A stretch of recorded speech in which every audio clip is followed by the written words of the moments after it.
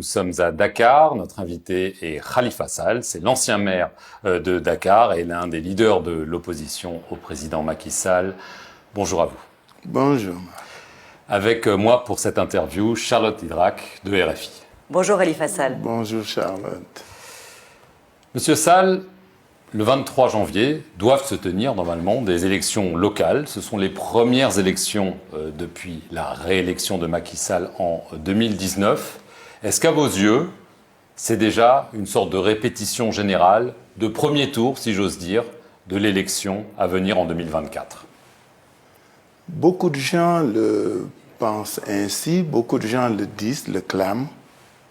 J'en fais pas partie. Je pense que c'est des élections locales. Par contre, ces élections sont essentielles pour déterminer le devenir du cours démocratique de notre pays. Il nous faudra, nous, battre le président Macky Sall et sa majorité pour le dissuader définitivement de se présenter pour un troisième mandat. En ce sens, certains disent que c'est un premier tour. Pour moi, non. C'est une élection. Et nous devrons la gagner. Alors, vous avez, pour cette élection, formé une coalition, notamment avec Ousmane Sonko. Ce scrutin marque votre grand retour, si je peux utiliser l'expression, sur le devant de la scène politique. Vous jouez gros. Pourquoi un retour? Non, je n'ai jamais été absent de la scène politique. J'étais en prison, j'étais candidat aux élections législatives. J'étais en prison, j'étais candidat recalé à l'élection présidentielle.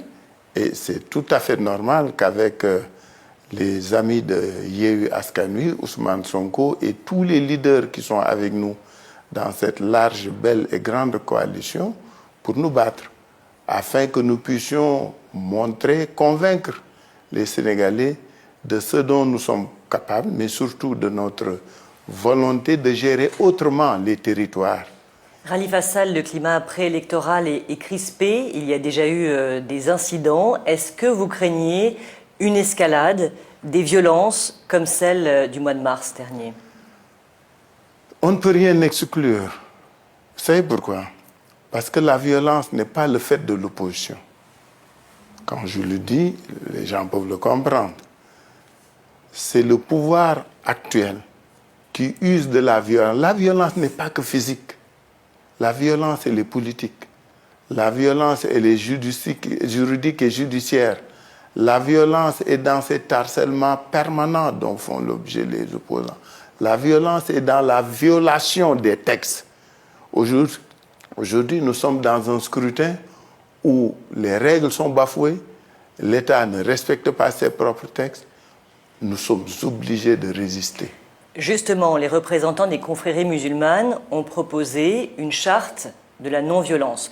Ousmane Sonko a refusé de signer cette charte. Qu'est-ce que vous pensez, vous, de cette initiative? Oui, Ousmane Sonko a le droit d'exprimer sa position.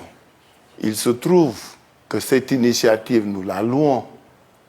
Ce que nous lui reprochons, c'est que le premier à user de la violence, c'est le gouvernement. Il fallait préalablement aller voir M. le Président de la République, lui parler, et ensuite qu'il s'engageât afin qu'en dernier, l'opposition puisse venir à la table de discussion. Nous n'avons jamais refusé de discuter. La preuve, nous avons reçu cette délégation. Mais nous lui avons donné notre point de vue sur la question.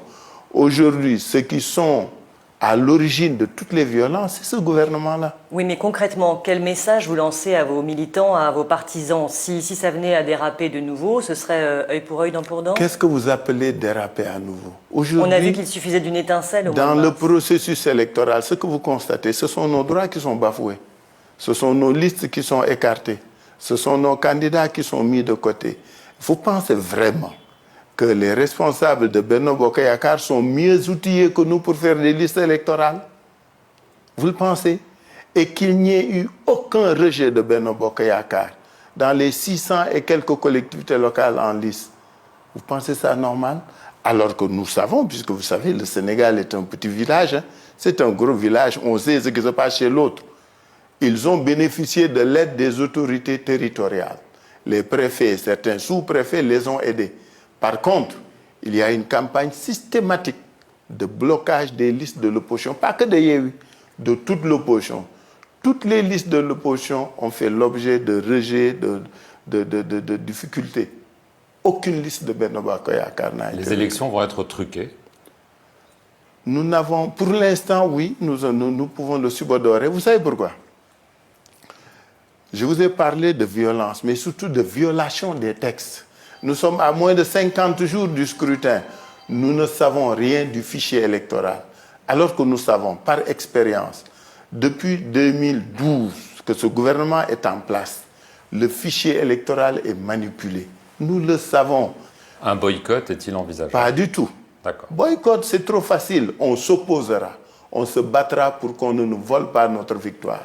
Macky Sall, vous l'avez évoqué dans votre première réponse, est-ce que d'après vous, il veut faire un nouveau mandat présidentiel? Les élections, je le rappelle, sont prévues en 2024. Il faut le lui demander ce que nous savons Votre par avis? contre.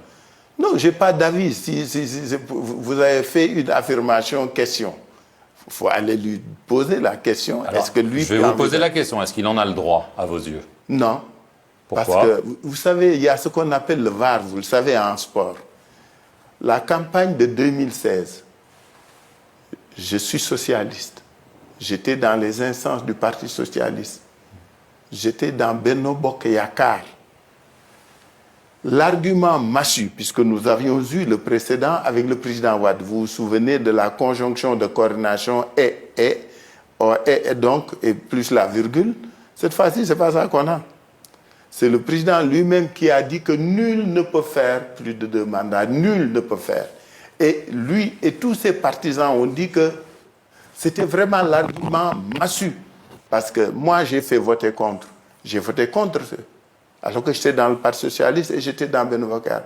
Parce que j'avais dit qu'il fallait aider au respect, veiller au respect de la parole publique. Donc aujourd'hui, sinon on croit ce qu'a dit le président, ce qu'ont dit ses suppos collaborateurs et autres, et les enrichements sont là, hein, normalement, il ne devrait pas pouvoir. Les Sénégalais vont l'accepter s'il le fait? Jamais, il n'est même pas question. Le président Macky Sall veut rétablir le poste de Premier ministre qu'il avait supprimé lui-même il y a environ 2 ans et demi, après sa réélection en 2019. À l'époque, l'opposition était vent debout contre cette suppression. Donc on peut imaginer que vous êtes plutôt satisfait aujourd'hui du retour de ce poste? Nous n'avons aucun sentiment ni aucun avis vis-à-vis de ça, puisque ça ne présente pas d'intérêt pour nous. Le président n'a même pas jugé utile, nécessaire de nous expliquer pourquoi après 20 mois, après qu'il ait supprimé le poste il y a 20 mois, qu'il le rétablit sans même nous le dire. Un petit message aux Sénégalais pour dire, écoute, j'avais préconisé le fast track, ça avait marché, ça n'a pas marché, mais pour X raisons, je remets le poste. Les Sénégalais ont au moins l'impression que leur président leur parle. Le président n'a même pas le fait. C'est un communiqué du Conseil des ministres qui nous a dit le poste est rétabli. Aucun commentaire. Vous avez été condamné en 2018 à 5 ans de prison. Tout à fait. Pour détournement de fonds publics, ce que vous avez toujours nié. Vous avez été gracié par le président Macky Sall en 2019. Sans que je l'ai demandé. Et je n'ai pas été condamné pour détournement. Oui, pour faux en écriture, escroquerie, mais voilà. J'ai voulu simplifier la description, mais vous avez été gracié sans le demander. Vous restez à ce jour inéligible. Est-ce que vous avez demandé une amnistie? Je ne suis pas inéligible. Vous considérez que vous êtes dorénavant inéligible? Je ne suis pas inéligible. Vous savez, l'inéligibilité est une peine. C'est prévu par le code pénal et le code de procédure. L'inéligibilité est une peine. C'est une peine complémentaire qui doit être prononcée par un juge. Aucun juge ne la prononce. Alors, je vais reformuler la question. Oui, est-ce que vous avez demandé une amnistie au président Macky Sall? Je n'avais pas demandé pour aller en prison. Je n'avais pas demandé pour sortir de prison. Je n'ai pas demandé une amnistie. Est-ce qu'il y a des pourparlers entre qui et qui? Entre vous et le président pour que ça arrive? Pas à ma connaissance. Est-ce que vous êtes en contact avec Karim Wade? On sait qu'il a des problèmes, pas exactement les mêmes, pour essayer justement d'obtenir une faveur. Karim, on échange, mais c'est une question qui, pour nous deux, n'est même pas à l'ordre du jour, à ma connaissance.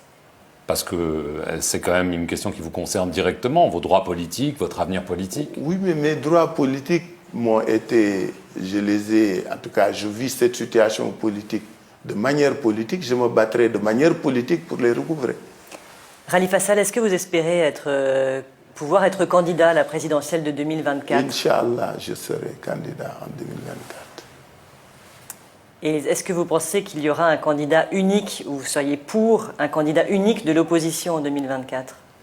Notre coalition, Yewwi Askan Wi, qui est la coalition de l'espoir, vous l'avez vu, c'est une coalition massive, inventive, porteuse de propositions nouvelles dans la gestion locale et pour la gestion de ce pays, avec des ruptures qui sont énoncées, attendues par le pays. Ce pays vit des difficultés, c'est la misère, c'est difficile partout et pour tout le monde. Cette coalition de l'espoir a décidé d'aller ensemble pour les élections locales.